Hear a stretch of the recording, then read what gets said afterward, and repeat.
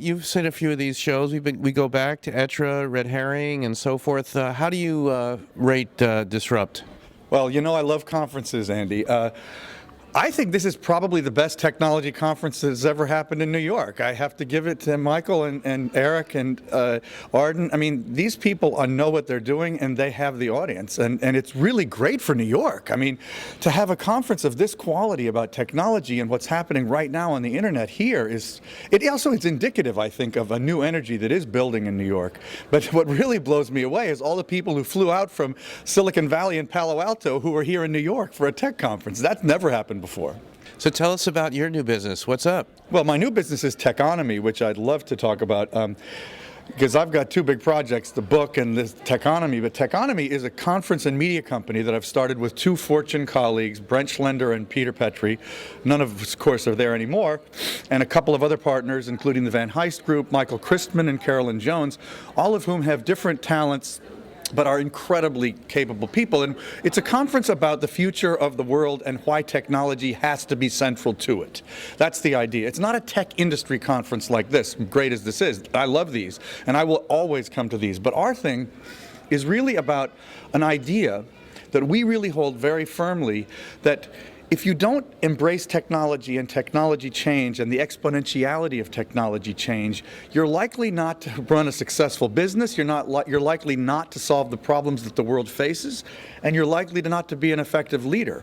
And we really are trying to promulgate an idea of techonomic thinking. That's why we call it techonomy, and we like this word techonomic.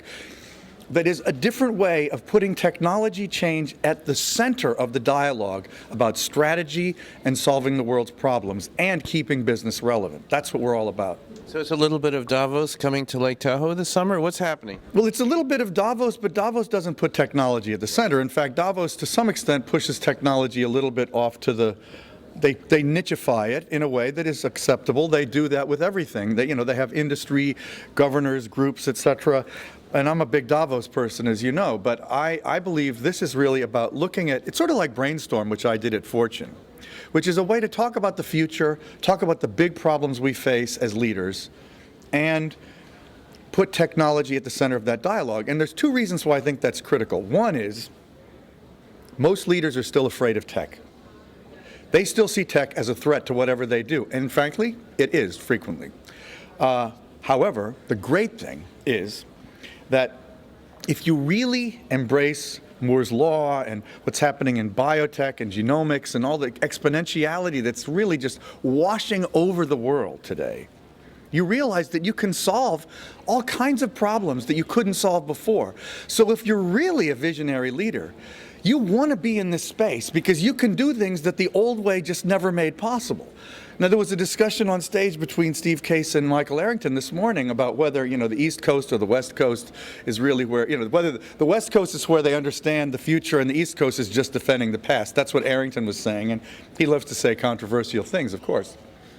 And there is some truth to it, but it's not geographically bound. There's just as many people in San Francisco holding on to old, crappy business models and foolish ideas about how things aren't changing as there are in New York. I mean, the San Francisco Chronicle got screwed just like every other newspaper, right?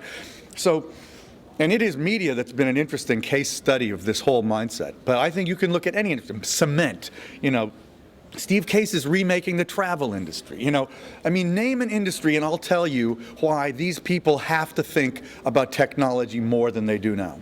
So tell us a little bit about plans for the conference. Oh, good question. Thank you. You're good. Well, the conference is August 4th through 6th at Lake Tahoe in a brand new Ritz-Carlton called the Ritz-Carlton Highlands. It only opened last December. And it's a spectacular venue, and it's going to be a relatively small event, about 250 people of the highest level, Davos quality, truly. We have Gates, Schmidt, Joy, Bezos, Benioff, Stuart Brand, I can't even think of them all, E-Day, Dana Boyd on the more new media, social media side, Sean Parker, Matt Kohler, Michael Arrington's going to be there, I'm pretty sure. John Markoff's going to help us out with some stuff. Matt Marshall just said he wanted to come. We're going to have great press. We're going to have amazing people from around the world. This is really interesting. We have partnerships with Ashoka. which is going to bring 5 Ashoka Fellows from around the world, entrepreneurs from the developing world, social entrepreneurs. We have a partnership with Intel, which is bringing 10 finalists from the Intel Science Fair. So we'll have young teenagers there who are like the next generation of technologists.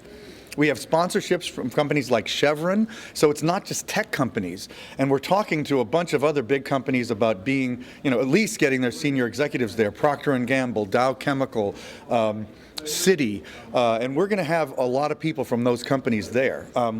So this isn't just a tech conference. This is a conference about keeping everything more relevant by understanding the incredible changes that are happening in tech, which this conference here, TechCrunch Disrupt, really exemplifies, but putting that more at the center of the dialogue about everything else. David, congratulations on this venture. Sounds amazing. Well, thank you. And all success to it. Thank you for your interest. I mean, you can see I love talking about it.